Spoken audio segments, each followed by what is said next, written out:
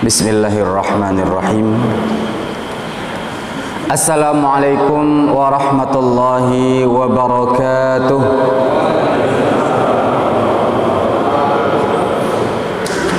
Alhamdulillahi rabbil alamin.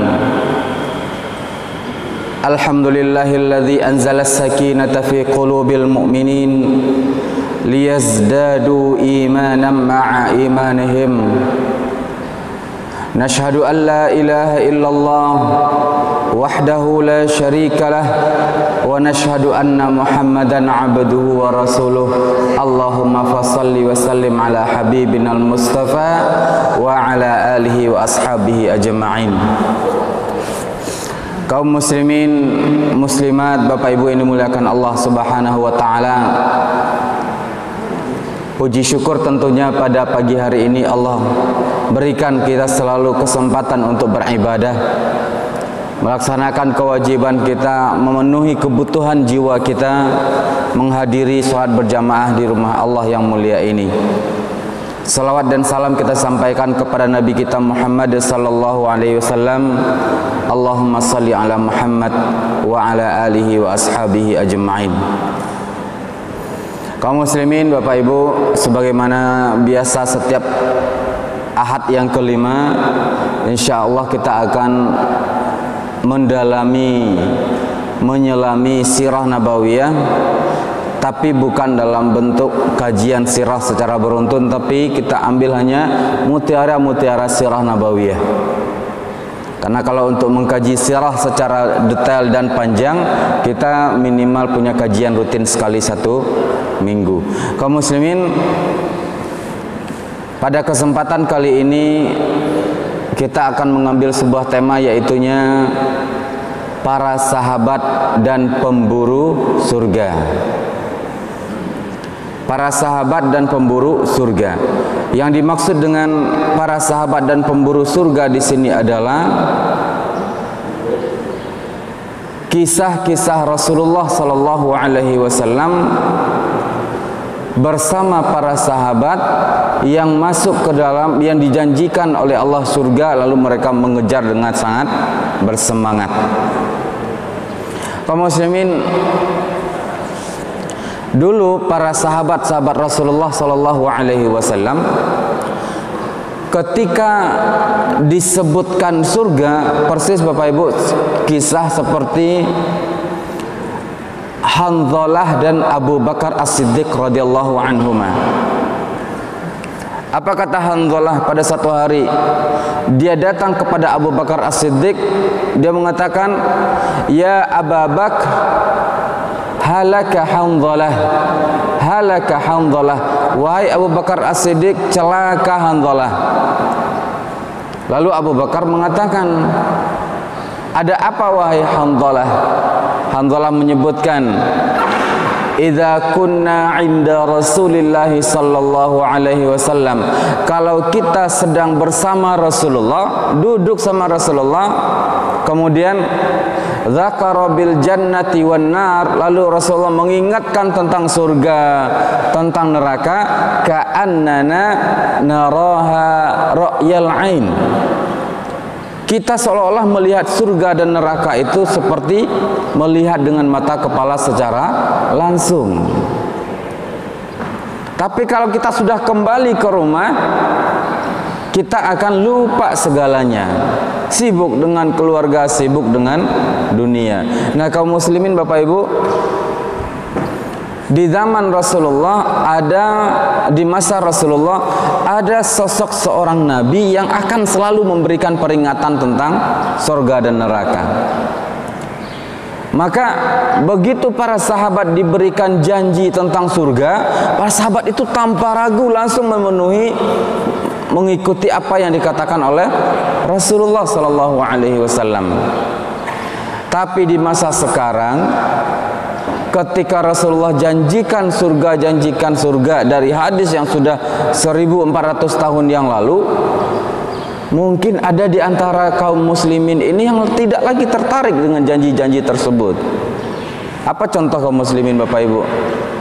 Ketika Rasulullah 1400 tahun yang lalu mengatakan dalam hadis beliau, man qara'a harfan minal Qur'an, siapa yang membaca satu huruf dari Al-Qur'an, kutibat lahu bihi hasanatun, dituliskan untuk dia satu kebaikan, wal hasanatu bi asyri amsalihha, dan kebaikan itu dilipat gandakan menjadi 10.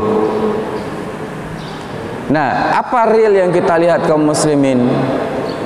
Bagi orang-orang kebanyakan kaum muslimin ini, kalau tidak real surga dan kebaikan yang didapatkan itu, mereka tidak tertarik. Jadi yang baca Quran hanya orang-orang pilihan.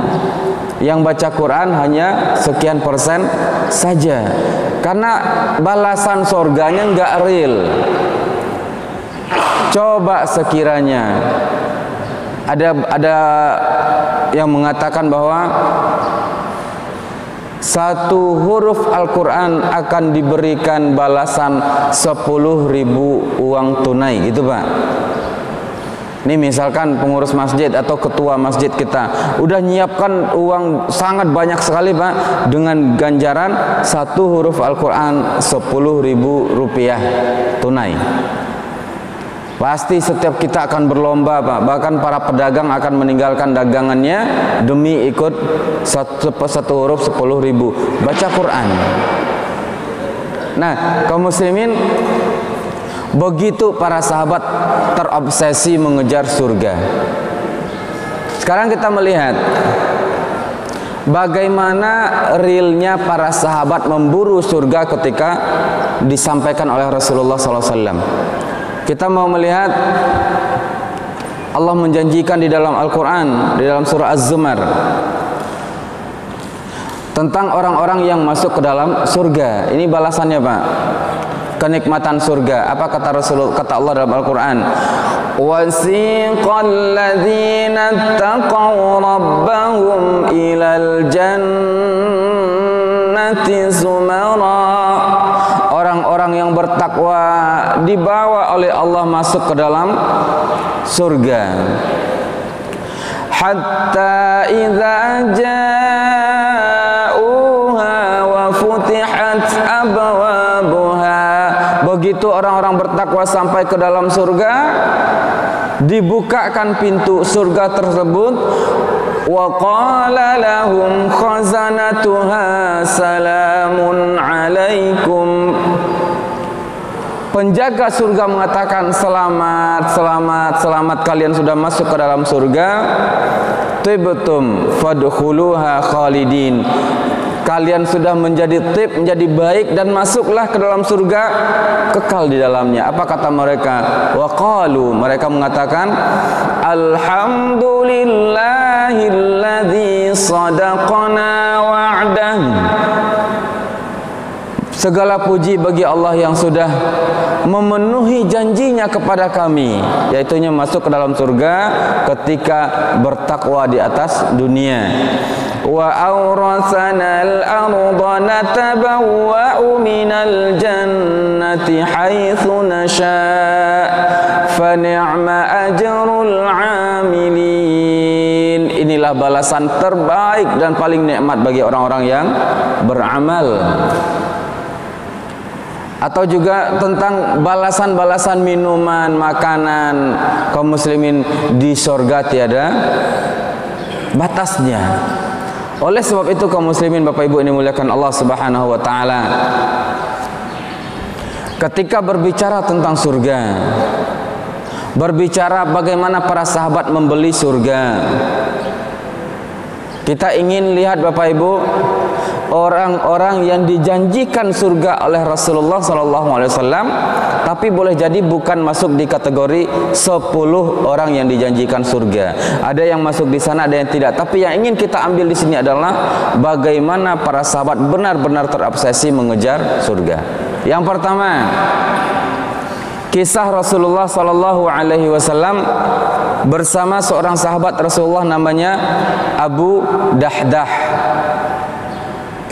Abu Dahdah ini menjual kebun kurmanya yang berisi lebih dari sekitar 600 pohon kurma, dijual kepada Allah dengan balasannya atau penggantinya adalah 1 batang kurma saja di surga.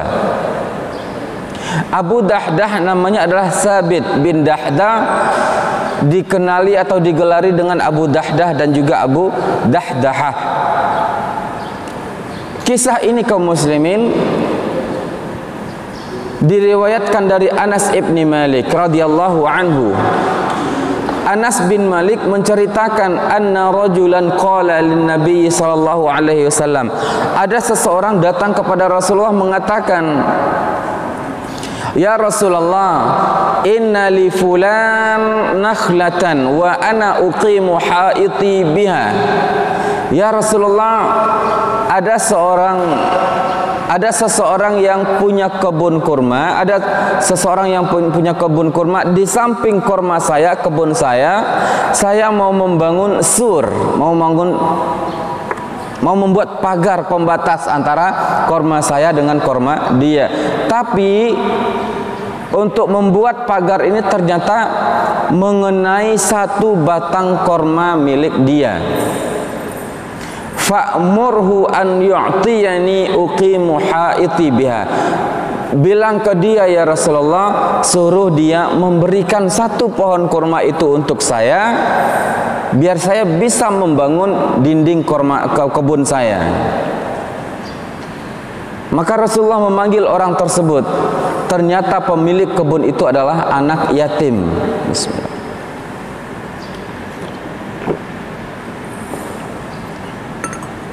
Pemilik kebun itu adalah anak yatim. Dipanggil oleh Rasulullah, disampaikan, si fulan mau membangun pagar kebunnya, tapi terhalang oleh 1 pohon kurma milik kamu, kamu silakan serahkan kepada dia. Fa'aba, dia menolak. Kemudian Rasulullah mengatakan, bi'ha lahu, kalau kamu tidak mau memberikan, jual. Dia juga menolak. Boleh jadi anak yatim ini memang masih belum sampai akalnya untuk mengejar surga. Lalu kata Rasulullah, bi'ha lahu binakhlatin fil jannah. Kalau kamu mau, juallah 1 pohon kurma ini dan kamu akan mendapatkan 1 pohon kurma nanti di surga. 1 pohon kurma di surga itu maksudnya Bapak Ibu, dia sudah dapat jaminan masuk surga dan dia sudah punya kurma di surga untuk nanti dia nikmati. Tapi dia tetap menolak kaum muslimin yang dimuliakan Allah. Sehingga laki-laki yang punya kebun sebelah belum bisa untuk membangun pagar kebunnya. Ketika dialog itu terjadi, sahabat Rasulullah Sabit ibni Dahdah atau Abu Dahdah sedang berada di situ. Rasulullah pergi karena si yatim tadi tidak mau menjual kormanya. Abu Dahdah datang kepada yatim tersebut. Dia katakan, bi'ha li, jual 1 pohon korma kamu itu ke saya, bihaiti, sebagai penggantinya kamu ambil kebun kurma saya yang isinya 600 batang korma. Lalu anak yatim ini tanpa ragu, Pak, 1 pohon kurmanya akan diganti dengan 1 kebun yang isinya 600 kurma. Kenapa di Abu Dahdah sampai terobsesi mengambil 1 kurma ini? Karena penggantinya adalah 1 kurma di surga, Bapak Ibu ini dimuliakan Allah. Maka anak yatim ini sepakat dan memberikan kurma 1 batang itu kepada Abu Dahdah. Lalu dia datang kepada pemilik kebun sebelah namanya Abu Lubabah. Dia katakan, ya Abu Lubabah, kurma ini sudah saya beli dari anak tersebut dan sekarang saya hadiahkan kepadamu, silakan bangun pagarnya. Maka selesai akad tersebut, Abu Dahdah datang kepada Rasulullah sallallahu alaihi wasallam. Ya Rasulullah, inni bi'tuha bihaiti. "Ya Rasulullah, saya sudah membeli kurma 1 batang si fulan dengan kebun kurma saya." Dalam riwayat diceritakan bahwa fiha situmi'ati nakhlatin, di dalam kebun itu ada 600 batang kurma. Maka kata Rasulullah SAW, "U'tituka ha." Kalau begitu wahai Abu Dahdah, surga, 1 batang kurma di surga menjadi milik kamu. Lalu Abu Dahdah mau menegaskan, "Nakhlatun fil jannati ya Rasulullah." "Na'am, ya, 1 batang kurma di surga sudah jadi milik kamu." Dengan senang hati kaum muslimin, dia bergembira lalu pulang ke kebunnya. Sampai di kebun dia katakan kepada istri dan anak-anaknya yang masih di dalam, "Ukhruji minha fa inni bi'tuha binakhlatin fil jannah." Istriku, anakku, keluarlah kalian dari kebun ini, karena kebun ini sudah saya jual dengan sebatang kurma kita dapatkan nanti di surga. Apa kata istri yang salihah ini? "Rabihal bai'u ya Aba Dahdah." Rabihal bai'u ya Aba Dahdah. Ini adalah bisnis yang sangat menguntungkan wahai Abu Dahdah. Kaum muslimin Bapak Ibu, Abu Dahdah masuk ke dalam kebunnya. Tiba-tiba dalam sebagian riwayat dikatakan dia melihat anaknya masih memunguti korma-korma yang sangat manis itu. Tiba-tiba Abu Dahdah melihat, diambillah beberapa butir korma yang berada di tangan anaknya, lalu diletakkan kembali di kebun. Dia mengatakan, "Ya bunai, wahai anakku, kebun ini sudah saya jual." Kaum muslimin yang dimuliakan Allah, lihat ketika Rasulullah mengatakan kepada anak yatim ini, "Bi'ha lahu binakhlatin fil jannah." Juallah 1 batang korma ini, kamu akan dapatkan 1 batang korma nanti di surga. Bagi Abu Dahdah, 600 batang kormanya jadi tidak berharga sama sekali ketika sudah dibandingkan dengan surga. Ini kaum muslimin yang dimuliakan Allah Subhanahu wa taala, bagaimana para sahabat mengejar surga kalau sudah langsung dari lisan Rasulullah. Ini kisah pertama. Kisah kedua kaum muslimin yang dimuliakan Allah Subhanahu wa taala, ada doa Bapak Ibu, doa daripada Rasulullah kepada Abu Dahdah. "Kam min 'izkin ridahin fil jannati li Abi Dahdah." Kam min 'izkin ridahin fil jannati li Abi Dahdah. Ini kata Rasulullah. Izkin ridahin artinya adalah nakhlatin katsirah. Padahal tadi yang dijanjikan oleh Rasulullah hanya 1, tapi kata Rasulullah, betapa banyak kurma-kurmanya Abu Dahdah nanti di surga. Sahabat yang lain mendengar itu iri, Bang. Sangat iri sekali. Kita masuk kisah yang kedua. Di awal-awal masuk berdakwah Islam di kota Mekah, lebih tepatnya pada tahun pertama kenabian Rasulullah sallallahu alaihi wasallam, orang-orang Quraisy mulai gelisah dengan semakin banyaknya pengikut Rasulullah. Dan di antara pengikut Rasulullah itu ada yang dari golongan hamba sahaya, perempuan, remaja, orang dewasa, anak-anak. Dan yang paling terkenal di telinga kita adalah kisah Islamnya Ammar, ayahnya Yasir dan ibunya Sumayyah. Begitu mereka memutuskan untuk Ammar memutuskan untuk masuk Islam, dia datang setiap hari ke rumah Rasulullah belajar Islam. Kemudian sampai pada satu hari dia pulang berdarah-darah, Pak. Berdarah-darah kepala, wajahnya, bajunya. Sampai di rumahnya dilihat oleh si ibu Sumayyah. Dia bertanya, "Apa yang terjadi wahai anakku?" Kemudian ayahnya juga heran, "Apa yang terjadi wahai anakku?" Ammar mengatakan, "Ya abata ijlisa fasma' minni." Wahai ayah ibu, duduk dulu, tolong dengarkan saya. Maka dia duduk. Setelah itu Ammar bercerita, "Waqa'a bainana wa baina Abi Sufyan waqa'atun." Wahai ayah ibu, sudah terjadi insiden masalah antara kami dengan Abu Sufyan. Kaum muslimin, kita tahu Abu Sufyan anak orang kaya di kota Mekah. Istrinya Hindun orang besar di kota Mekah, ayahnya juga orang besar di kota Mekah. Maka kata ibunya tentang ketika anaknya bercerita ini, "Malaku Abi Sufyan?"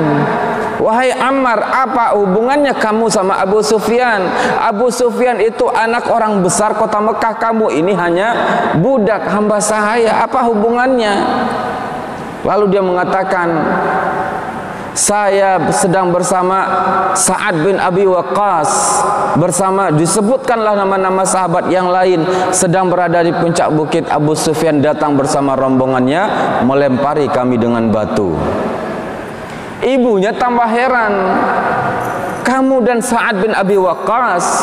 Sa'ad bin Abi Waqqas itu Bapak Ibu seorang sahabat Rasulullah yang kalau kata dalam sejarah dikatakan Sa'ad bin Abi Waqqas masuk kota Mekah atau berada di lingkungan, dari jarak jauh orang sudah tahu itu Sa'ad bin Abi Waqqas karena saking harumnya parfum yang dia miliki, tidak mampu dibeli oleh orang lain. Brand, kalau kata orang, brandnya Sa'ad bin Abi Waqqas. Ini apa? Parfum Sa'ad. Tuh Pak, hanya dimiliki oleh orang-orang kaya. Lalu ibunya semakin heran ketika Ammar mengatakan, "Nala minna wa nilna minhu." Dia berhasil melempari kami, tapi kami juga bisa membalas. Maka Ammar bin Yasir melanjutkan ceritanya, "Ketahuilah wahai ummah, saya ikut masuk Islam agamanya Muhammad." Lalu ibunya heran, berarti yang membuat kamu sampai bertahan seperti ini dan berhadapan dengan orang besar seperti ini adalah Islam. Tolong ceritakan kepada kami apa itu Islam. Dibacakanlah oleh Ammar beberapa ayat penjelasan tentang Islam. Lalu ayah dan ibu ini memutuskan untuk masuk Islam. Tiga-tiganya hamba sahaya. Kaum muslimin, begitu majikannya tahu bahwa Yasir, istrinya dan anaknya masuk Islam, dipanggil lalu diseret sampai ke tengah padang pasir yang sangat panas. Kaum muslimin di sana disiksa, setiap hari disiksa. Dalam sebuah hadis diriwayatkan dari Utsman bin Affan, dia mengatakan bahwa satu hari saya sedang berjalan bersama Rasulullah sallallahu alaihi wasallam. Saya memegang tangan Rasulullah sallallahu alaihi wasallam dan sampai di tengah perjalanan saya melihat para sahabat yang disiksa. Ketika sampai di Yasir dan Sumayyah, Yasir mengatakan, "Ya Rasulullah, ad-dahru hakadha." Ya Rasulullah, sepanjang hidup kami disiksa seperti ini ya Rasulullah. Siang malam tidak mengenal waktu. Ad-dahru hakadha ya Rasulullah. Apa kata Rasulullah SAW? "Sabran ya ala Yasir, sabran ya ala Yasir, fa inna maw'idakumul jannah."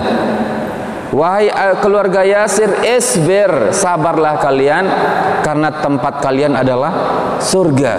Mendengar kata-kata Rasulullah, al-jannah, surga, maka ketika itu Yasir dan istrinya Ammar dan anaknya Ammar tidak lagi merasakan sakitnya siksaan daripada majikannya. Sakit itu hilang Pak, karena ketika itu mereka mendengar surga, surga, surga. Keesokan harinya majikan kembali datang menyiksa mereka. Dicambuk setiap hari, dipukul pakai yang keras, berdarah punggungnya Yasir. Tapi dia tidak peduli lagi, kaum muslimin yang dimuliakan Allah. Dia melihat janji Rasulullah surga, bahkan dia ingin dapat azab yang lebih keras, siksaan yang lebih keras, biar dia cepat meninggal dunia lalu bertemu dengan surganya Allah Subhanahu wa taala. Rasulullah kembali mengatakan kepada Abu Ammar Yasir ini, dia mengatakan, "Isbir ya Aba ya Yasir, ya ala Yasir." Lalu Rasulullah mendoakan, "Allahumma ighfir li ali Yasir wa qad fa'alt." Ya Allah, ampunilah seluruh dosa-dosa keluarga Yasir. Selesai doa Rasulullah, siksaan masih terus berlanjut, Pak. Dan sampai pada akhirnya ketika Abu Jahal ini mengatakan kepada Yasir, kepada Sumayyah, kembalilah kalian kepada agama saya, kalian akan saya merdekakan. Apa kata Sumayyah? La'anakallahu ya aduwallah, terlaknat engkau wahai musuh Allah. Marah ketika itu Abu Jahal, lalu mengambil pedangnya menusuk perut Sumayyah dan dia meninggal. Kemudian Yasir yang tidak lama setelah itu tidak tega melihat istrinya dan dia juga disiksa. Kemudian dia juga akhirnya menemui ajalnya, segera masuk ke dalam surga. Kaum muslimin, Bapak Ibu yang dimuliakan Allah, contoh kedua ini mengajarkan kepada kita bahwa ketika sudah disebut surga, sakit dunia ini hilang, Pak. Sakit dunia hilang. Kita evaluasi diri kita. Harapan setiap kisah ini bisa membawa kita mengevaluasi diri. Ketika janji-janji surga yang dikatakan Allah, atau misalkan Rasulullah mengajarkan siapa yang memiliki 3 orang anak perempuan, fa ahsana ilaihinna kunna hijaban minan nari yaumal qiyamah. Ketika dia punya anak, dia didik dengan baik mengenal Allah, mengenal syariat, maka anak itu nanti akan menjadi tameng dia dari api neraka. Surga lagi janji Allah di sini. Betapa banyak ayah dan ibu tidak tertarik untuk mendidik anaknya secara lebih serius, padahal janjinya adalah surga, tidak diminta berkorban, Bang. Tapi di sini Yasir mencontohkan nyawa bagi dia tidak berharga ketika akan berhadapan dengan surga. Kaum muslimin yang dimuliakan Allah Subhanahu wa taala, ini diantara kisah di awal-awal Islam. Kita ambil kisah yang lain, Umair ibn al-Hammam. Kisah Umair ibn al-Hammam ini dihadapkan kepada pilihan sorgakah atau makan kurma, masuk sorga atau kurma. Kisah ini Bapak Ibu terjadi ketika perang Badar.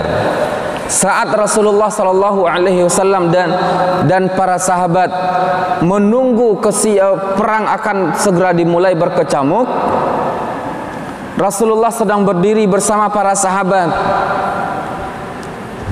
Masing-masing sahabat sudah siap dengan makanannya, memperkuat tenaga, yaitunya beberapa butir korma. Lalu Rasulullah Sallallahu Alaihi Wasallam mengatakan, sambil menunjuk ke medan perang ke arah orang-orang Quraisy, Rasulullah mengatakan, "Qumu ilal jannati allati 'arduhas samawati wal ardh."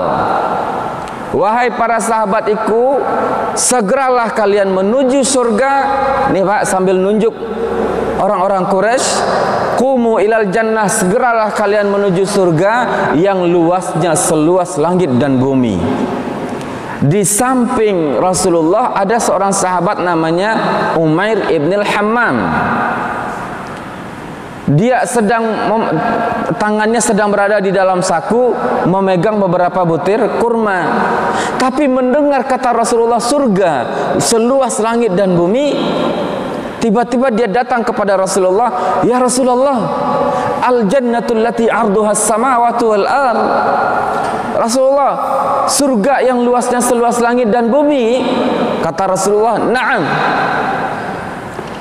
Lalu dia mengatakan, "Bakhin, bakhin." Rasulullah kaget. Bakhin itu Pak, kalau bahasa kitanya, wah besar sekali, luas sekali, nikmat sekali, menunjukkan sesuatu itu menjadi sangat besar, sangat wah. Maka Rasulullah mengatakan kepada Umair, "Ya Umair, ma yahmiluka ala qaulika bakhin, bakhin." Hai Umair, kenapa kamu mengatakan bakhin, bakhin? Lalu dia menjawab, "Ya Rasulullah, raja'an an akuna min ahliha." Ini adalah bentuk harapan saya ya Rasulullah, supaya saya menjadi bagian daripada ahli surga. Kata Rasulullah sallallahu alaihi wasallam, anta min ahliha ya Umair, kamu adalah ahli surga. Ini Pak, tidak masuk dalam 10 orang yang dijanjikan surga, tapi Rasulullah menyebutkan kepada Umar, anta min ahliha. Maka Umar yang tadi memegang kurma di dalam sakunya, dia keluarkan itu kurma.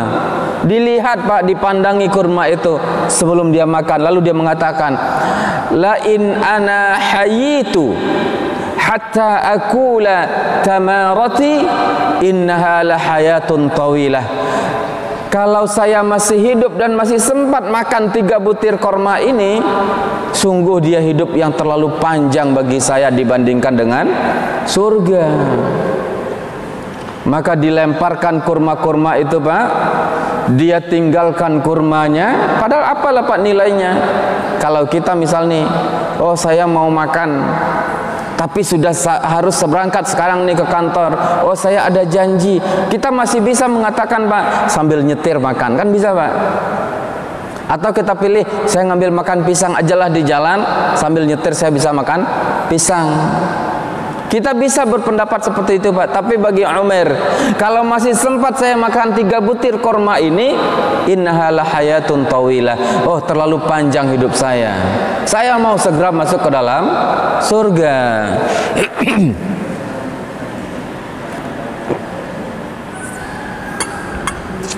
Anas bin Malik mengatakan, faramaha fadakhala ila Quraisyin.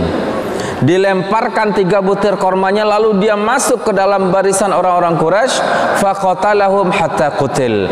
Dia memerangi dan membunuh orang-orang Quraisy sampai akhirnya dia menjumpai syahidnya. Kaum muslimin, lihat contoh ketiga ini juga mengajarkan kepada kita betapa nyawa tidak lagi berharga bagi seorang sahabat kalau sudah berhadapan dengan surga.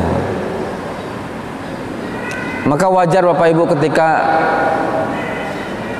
ada orang yang hidup di jalan Allah, membela Islam selama ini, lalu dengan penuh semangat dia mengajak orang lain untuk membela Islam. Orang-orang yang dalam hatinya ada semangat untuk membela Islam, dia akan terpanggil tanpa ragu.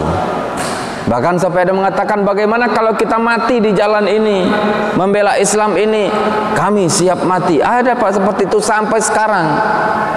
Dengan teriakan Allahu Akbar mereka siap membela Islam. Itu hadir sampai hari ini. Bahkan sampai ada orang mengatakan, saya ini memang preman, saya ini memang tatoan, tapi kalau Islam saya yang dihina, saya siap jadi orang terdepan untuk membela.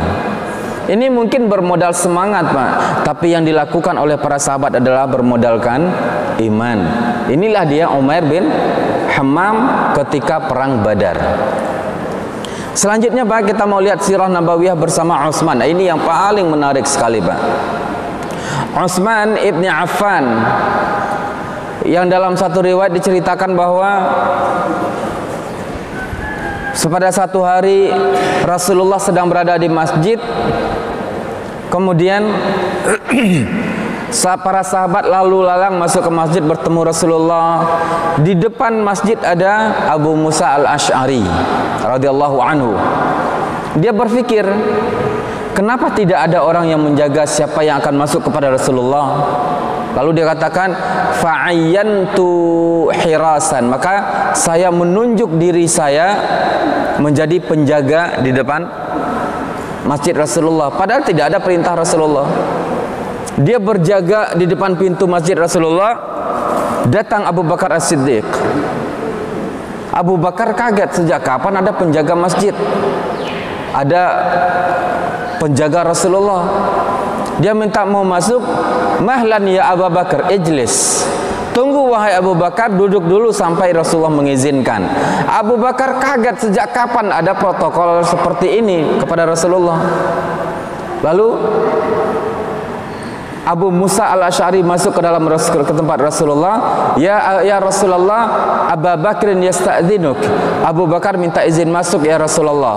Rasulullah kaget, sejak kapan ada izin-izin? Maka Abu Musa mengatakan, uyintu nafsi, uyintu hirasatan amamal masjid ya Rasulullah. Saya menunjuk diri saya untuk jadi penjaga di depan masjid ya Rasulullah. Rasulullah tersenyum lalu menyetujui. Lalu mengatakan, "Idzan li Abi Bakr wa absyirhu bil jannah." Izinkan Abu Bakar masuk lalu beri kabar gembira bahwa dia akan mendapatkan surga. Maka Abu Bakar mendapat berita tersebut, senang dan masuk. Lalu setelah itu datang Umar ibn al-Khattab. Mahlan ya Umar, tunggu dulu wahai Umar, kata Abu Musa. Sama Pak, karena ini hal baru di masjid Rasulullah. Maka Umar dengan sabar menunggu sampai Abu Musa al-Asy'ari meminta izin kepada Rasulullah. Rasulullah juga mengatakan, "Idzan li Umara wa absyirhu bil jannah." Izinkan Umar masuk dan beritahu bahwa dia akan diberikan surga. Masuklah Umar. Di kali ketiga ternyata yang datang adalah Utsman bin Affan. Utsman bin Affan. Ketika Utsman bin Affan datang, Abu Musa agak sungkan. Lalu Utsman mengatakan, "Hal ta'zanuli? Apakah kamu mengizinkan saya?" Wibawanya Pak, wibawanya, auranya Utsman bin Affan. Maka dengan Abu Musa masuk ke dalam Rasulullah meminta izin, "Ya Rasulullah, Utsman ibnu Affan yasta'dzinuk." Utsman minta izin masuk ya Rasulullah. Ketika Abu Bakar masuk, Rasulullah dalam keadaan santai selonjoran. Terbuka sedikit paha beliau. Masuk Umar, Rasulullah tidak merubah posisinya. Ketika Utsman masuk, Rasulullah merubah duduknya dan menutup kaki beliau. Lalu kata Rasulullah, "Astahyi mimman yastahyi minhul malaikah." Saya malu kepada orang yang malaikat pun malu kepada dia, malaikat pun malu kepada dia. Maka Rasulullah duduk dengan baik ketika Utsman sudah masuk. Kaum muslimin, siapa Utsman yang sampai dijanjikan surga, bahkan Rasulullah memperlakukan dia berbeda dengan Umar dan Abu Bakar?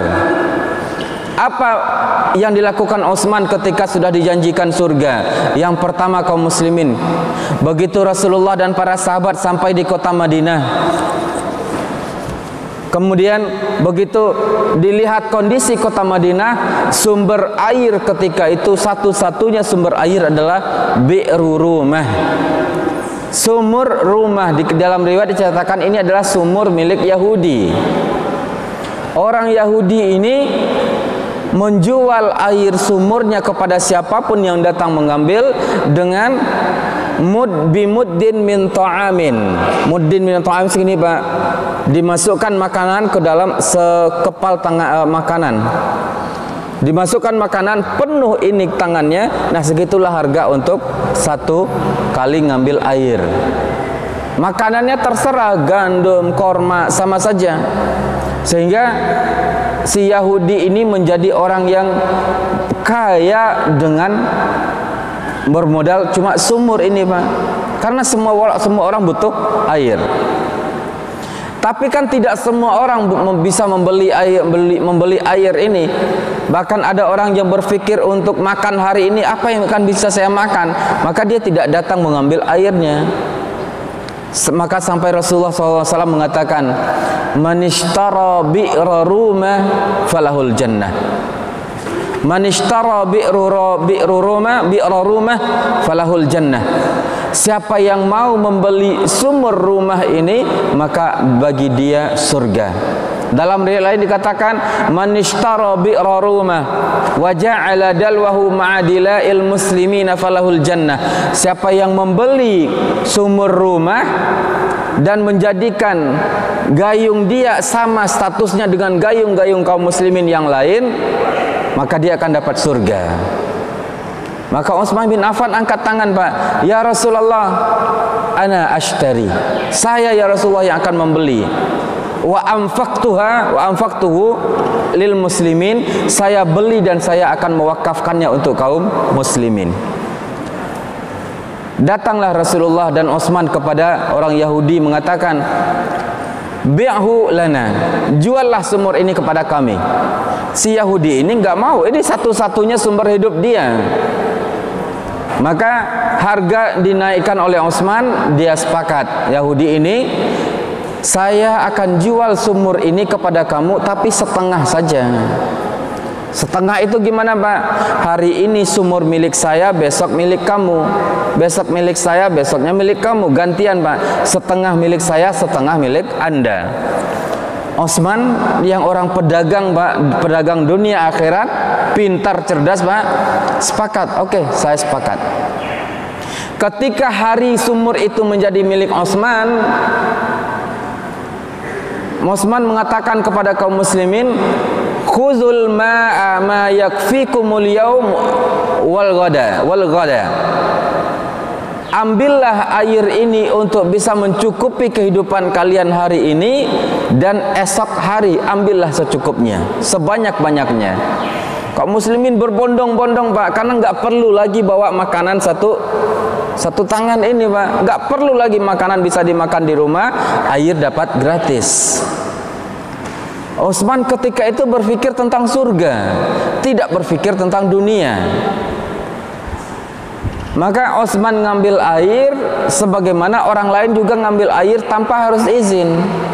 Kalau kita, Pak, tahu masjid ini milik seseorang, ketika kita masuk masjid, Pak, mau melangkahkan kaki masuk ke dalam masjid, ternyata di samping kita adalah donatur yang bangun masjid, 100% dari dia.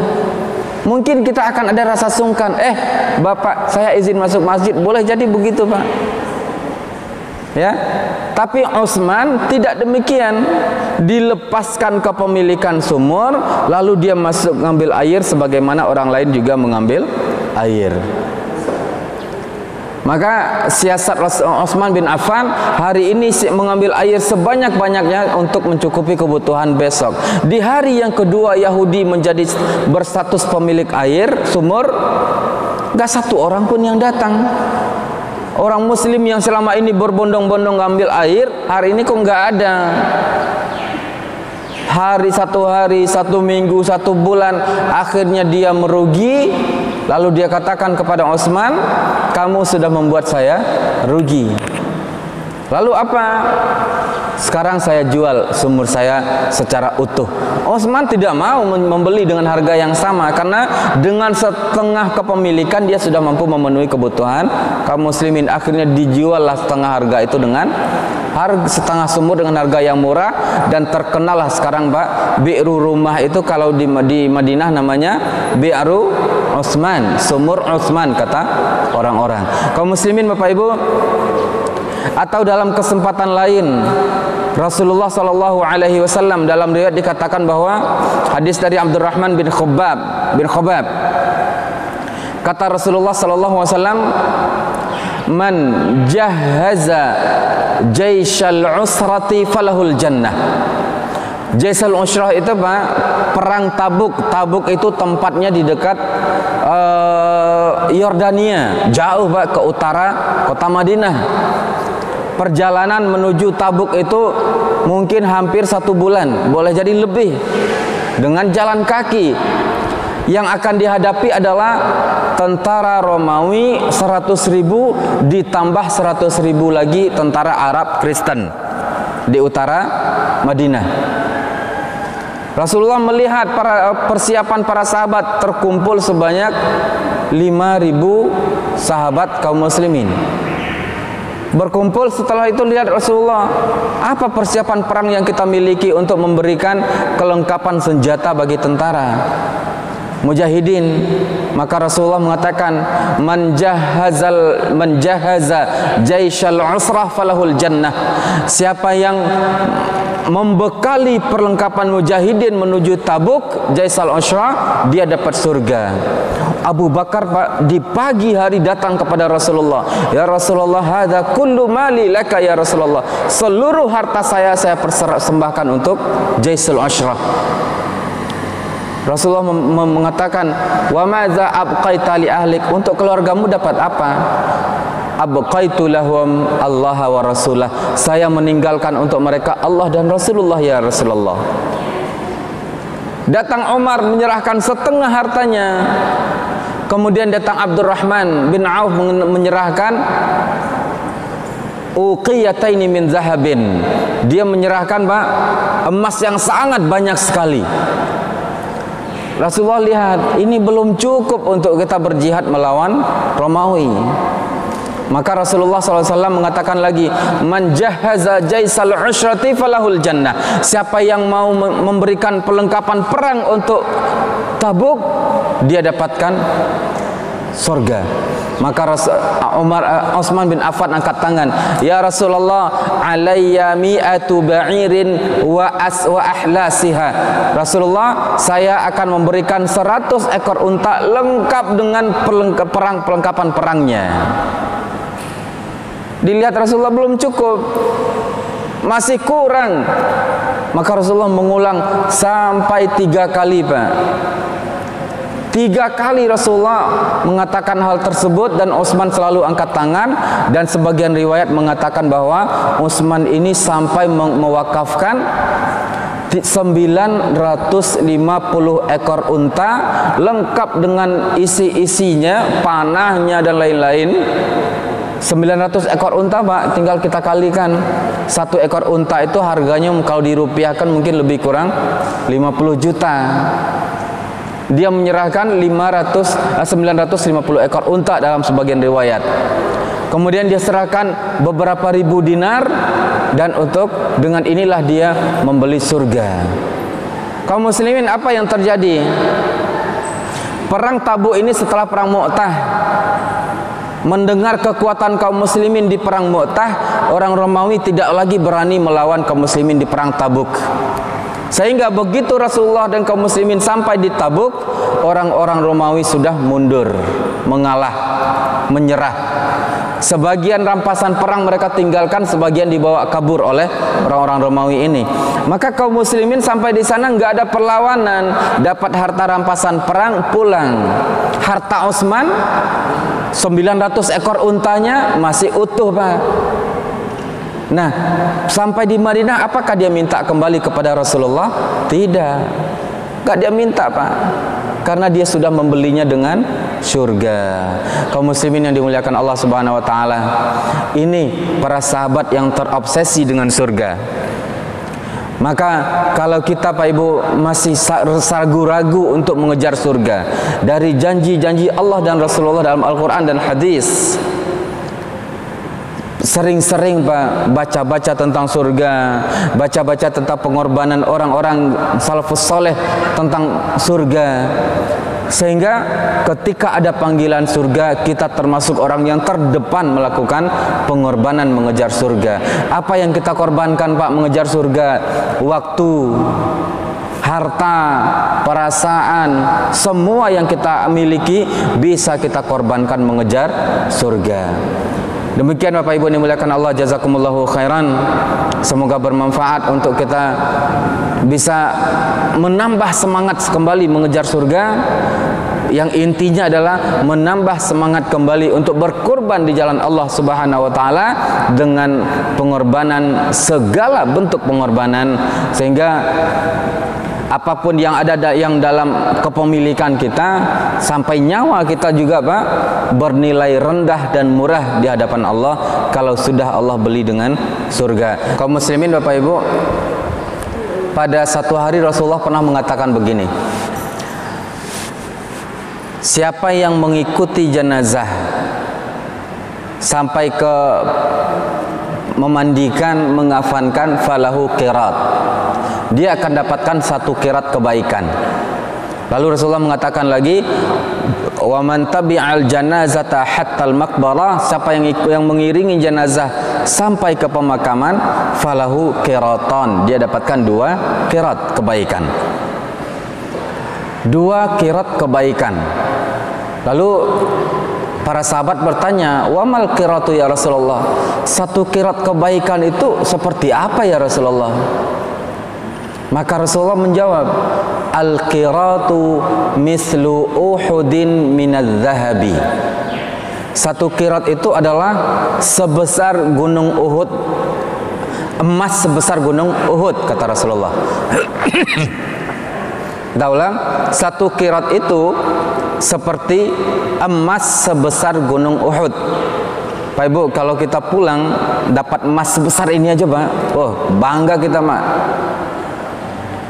Dan bahkan kalau kita mau berinteraksi, transaksi dengan manusia, manusia untuk memberikan emas sebesar ini sudah bisa kita katakan mikir-mikir, Pak. Pelit manusia. Tapi Allah menjanjikan melalui lisan Rasulullah, satu qirat kebaikan itu, kata Rasulullah, emas sebesar gunung Uhud. Bukit Uhud itu lebih besar daripada masjid ini, Pak. Sangat besar sekali. Nah, siapa yang mengiringi jenazah sampai ke pemakaman, dia dapat 2 qirat.